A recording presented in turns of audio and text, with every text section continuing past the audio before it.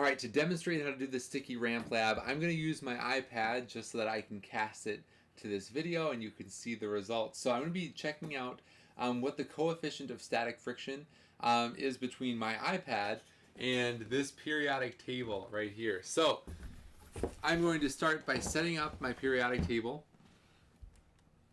so that it's pretty much flat here. And then I'm going to hit the play button so that I can start recording some data. And you see I'm pretty close to flat, but maybe I'm like 2 degrees, something like that. And then I'm going to slowly increase the angle.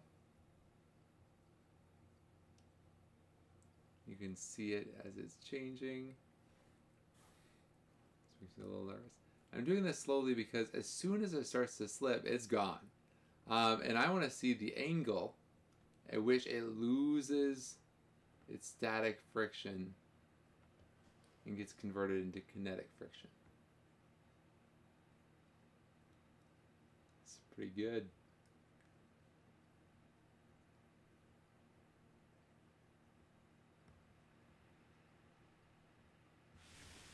Alright, there you go. So mine made it up to about like 38.